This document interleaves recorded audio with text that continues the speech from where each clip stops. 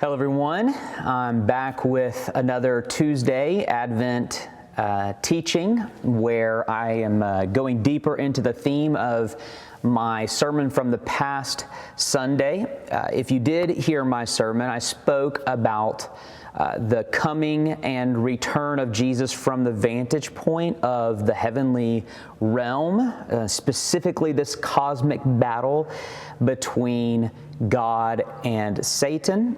That in the first advent of Jesus, Satan was disarmed, and in the second advent of Jesus, Satan will be destroyed.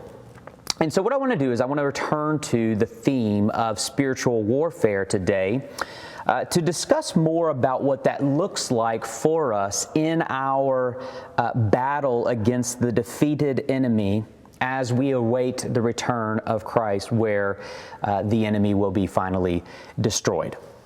Let me first ground us here in Scripture. Ephesians 6. Put on the whole armor of God, that you may be able to stand against the schemes of the devil. For we do not wrestle against flesh and blood, but against the rulers, against the authorities, against the cosmic powers over this present darkness, against the spiritual forces of evil in the heavenly places. So behind the evil and strife that we can see is a realm of evil and strife that is unseen. Behind every visible enemy that we struggle against is an invisible enemy that we struggle against. And Paul tells us to stand against these schemes of the devil. Now, on Sunday, I told us to fight against those schemes, but to fight, as you fight, to do so as though Satan has been defeated and cannot win. Because he can't. He can tempt, he can harm, he can distract, he can divide, but the one thing he cannot do is he cannot condemn.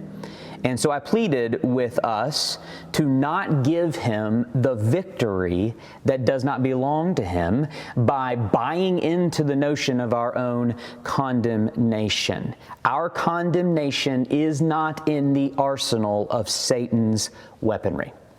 But what can Satan do? What are these schemes that we are to stand against? Well, there are many. The oppression of evil's tyranny takes many different forms, but let me speak to our culture and our context in particular. Not surprisingly, I thought of C.S. Lewis and his brilliant and important work, The Screwtape Letters. If you have not read the Screwtape Letters, it's a quick, relatively easy read, at least for Lewis. So if you haven't read it, that's your required reading for the holidays. Get the Screwtape Letters and read it in an afternoon. I think it's probably even available in PDF form online if you search for it. But anyway, it's profound in many ways. And the concept is that it's written from the perspective of a demon named Screwtape, the Screwtape Letters. And Screwtape is writing to his young nephew and protege, Wormwood. Screwtape, what he's doing is he's advising Wormwood on what to do with Wormwood's patient. The patient is a newly converted Christian that Wormwood has been assigned to and is seeking to torment him in his newfound faith. And so it's written, Lewis writes it to give us a perspective on the schemes of Satan and his evil forces. Now, all the letters are brilliant in their own way, but I thought of the seventh letter in the book as particularly applicable to our present culture. Lewis, via the fictitious Screwtape, gives two brilliant observations about demonic activity in a culture like ours. And I want to outline both of them as something to be on guard against. Two satanic schemes to be on guard against in our context. When Paul tells us to stand against the schemes of the devil, I think these are two of the greatest schemes that we are facing.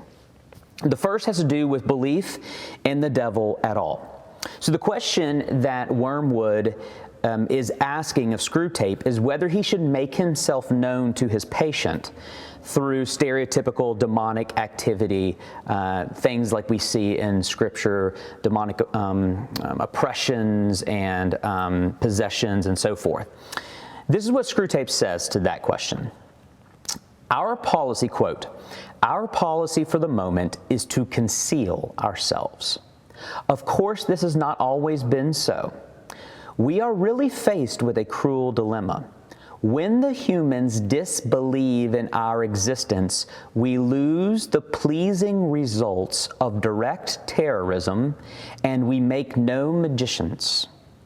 So when they disbelieve in demons, what we lose there is the pleasure of direct terrorism, so demonic possessions and oppression and so forth, and magicians, and that was Lewis's way of describing the spiritual dark practices that we see around the world, like in voodoo and witchcraft and so forth.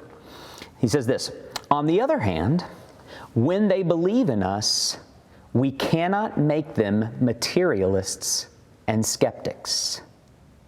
And then from there he goes on to show how this form of materialism and skepticism is actually preferable to Satan, and that it eventually becomes a false religion unto itself, which of course we are seeing. And then Screwtape says this, "I do not think you will have much difficulty in keeping the patient in the dark. The fact that devils are predominantly comic figures in the modern imagination will help you.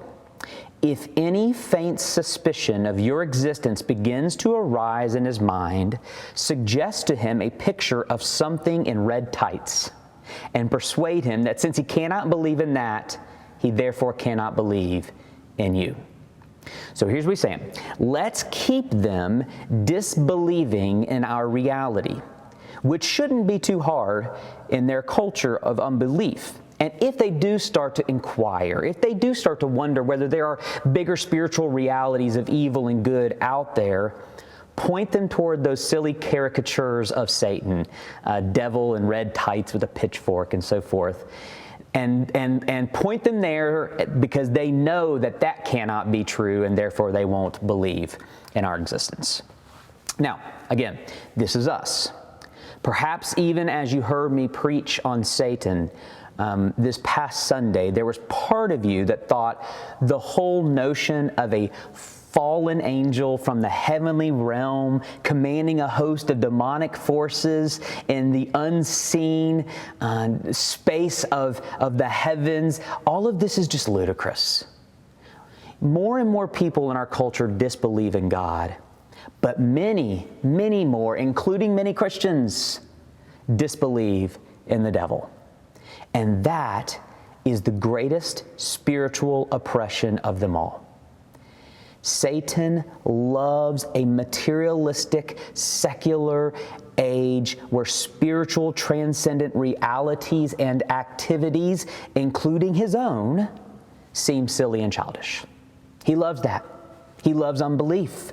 He is just fine with us denying his existence as long as it yields a denial of his enemy, the true God's existence.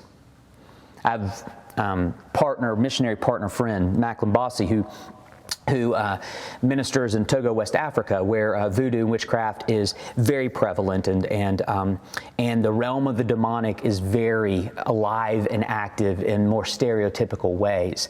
And now listen, here's what you need to know about Macklin. Macklin is not he's not a charismatic, okay? He is a reformed, evangelical, conservative, deeply theological, trained in a covenant seminary, the PCA seminary, confessional, reformed theologian. Okay, he's not your stereotypical charismatic, and a huge part of his ministry is in the realm of the demonic. Many people possessed by demons are brought to him for his prayers, for his exorcisms. It's an exhausting part of his ministry, is doing battle with spiritual dark forces. In fact, There was one point in his ministry where the voodoo priest of their village hated Macklin and literally casted a spell on his body that did bring a sickness to him that they could not figure out and only went away through prayer. So this stuff is real, okay? It's real in other parts of the world outside of Western secular society. It's very real. It's very prevalent. But here's the point I'm trying to make. Macklin was over here in the States, and there was one point we were out to dinner, and he had been in the States for about a month, and I took him out to dinner, and we were out to eat, and it was a stereotypical American sports bar, okay? And we ordered dinner, and they brought to him, a typical American portion of food, which is just insane. And we're surrounded by all of these people eating all of this food and drinking all of these drinks. And he looks up and he was just so amazed that everywhere he looked, he saw a TV. There wasn't an angle of sight that didn't have a TV screen. And he looked at me and he said, "This place is so dark. This is so oppressive. I don't know how you are a Christian in this culture." And it struck me by the guy who does battles with demonic forces views our culture that doesn't see all these sensational demonic stuff taking place as deeply dark and oppressive. And he literally, every time he visits the state, he talks about this. He has to get to a point where he feels his soul getting overwhelmed by the overconsumption and the comfort and the ease and the entertainment and the distraction. And he literally feels his soul start to wither. And he always gets to the point where he's like, "I've got to get out of here. This place is too dark. This place is too oppressive." And so the point I'm trying to make is that unbelief in Satan is real in our culture, but that might be the greatest sign that Satan is alive and active in our culture. And his schemes in our context are far less demonic possessions and far more about your comfort and your wealth and your distraction and your hedonism and the countless other ways he uses his schemes to wean us off of faith in Jesus and make us home and comfortable in this world. So the first scheme of the devil in our culture is disbelief in the devil altogether and a sense of comfort that this is our home when in fact it is not. And then from there, Lewis moves into the second scheme in letter 7 that is also incredibly relevant in our context. The Screwtape Letters, what you need to know is they take place during an incredibly divided time in British history. It's during the Second War, and their culture is divided by an extreme British patriotism supporting the war and an extreme anti-British pacifism against the war. So the two camps that were talked about during that time were patriotism and pacifism. And Screwtape loves this divide, and he encourages Wormwood to use it to his advantage.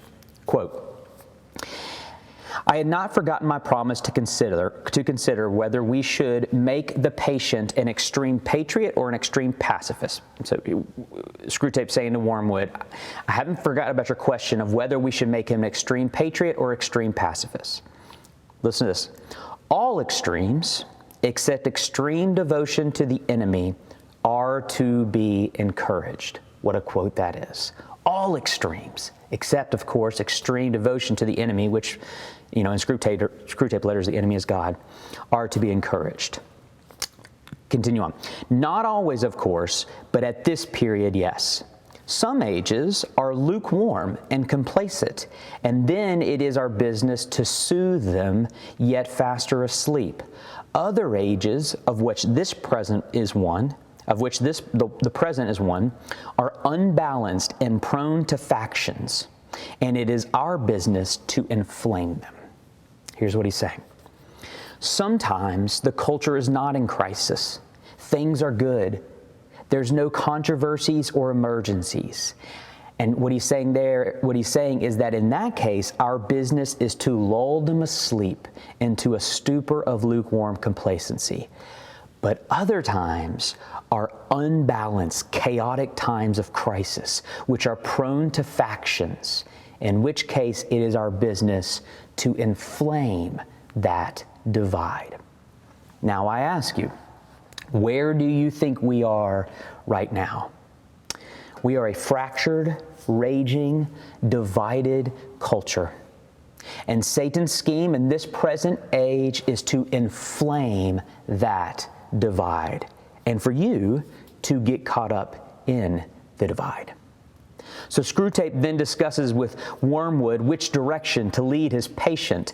And it's fascinating to hear him describe this, because he basically says, depending upon the patient's temperament and sympathies towards patriotism or pacifism, you point the patient in whichever direction seems like he would be most vulnerable to. But then he concludes with these words. And I'm going to read them slowly, and we're almost done here. I'm going to read these slowly and carefully so that we can digest them, because they are prophetically profound for where we find ourselves.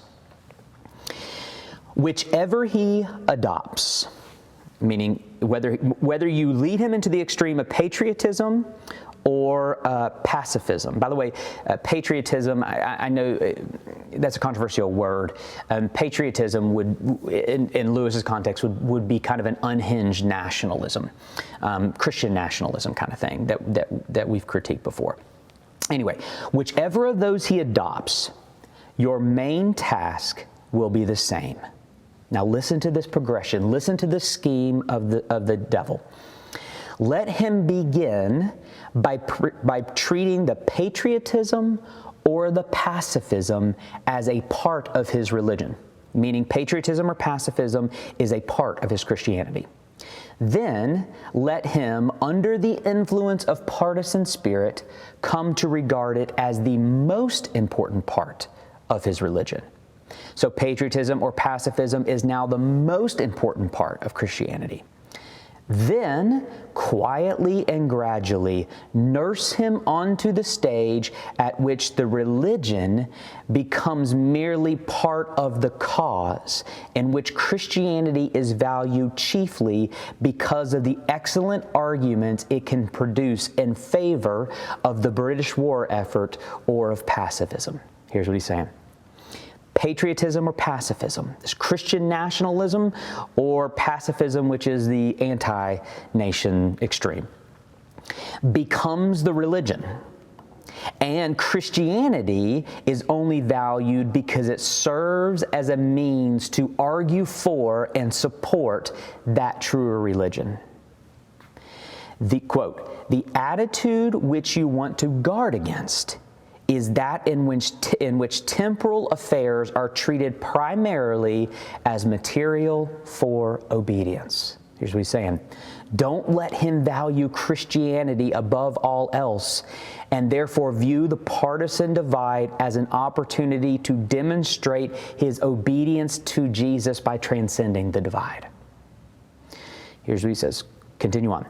Once you have made the world an end, and faith a means, you have almost won your man. And it makes very little difference what kind of worldly end he is pursuing. That's what he's saying. I don't care. I don't care what worldly extremism he is pursuing. It matters not to me.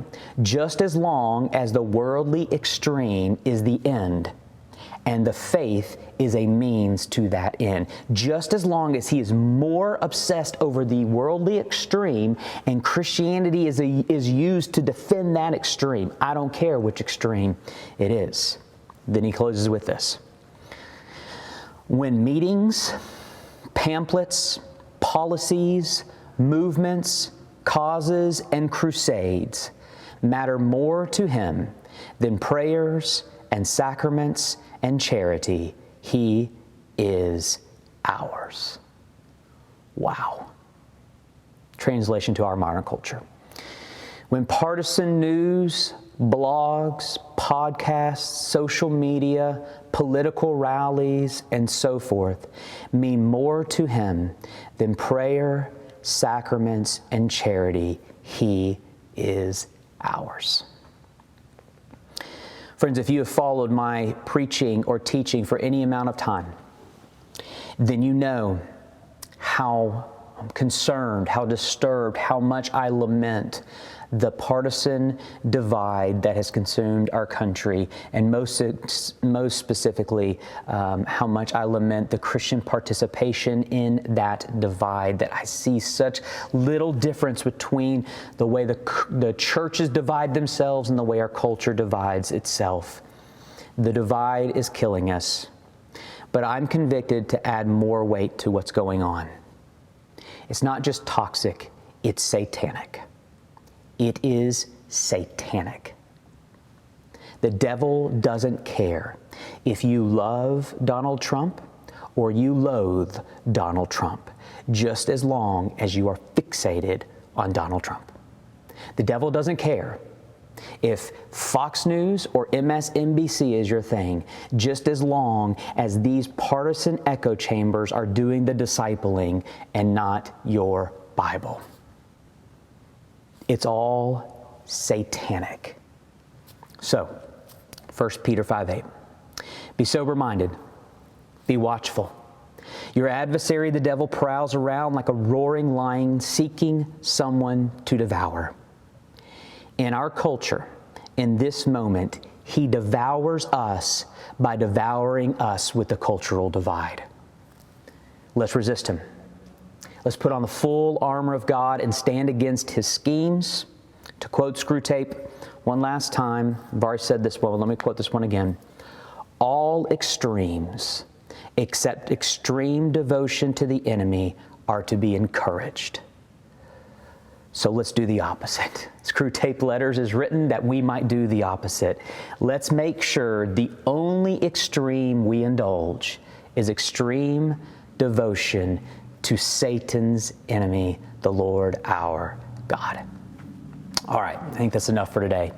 Thanks for listening in on these. Be sure to be here tomorrow with Mark's response to the sermon and prayer, and then we'll have some applications to the sermon on Thursday.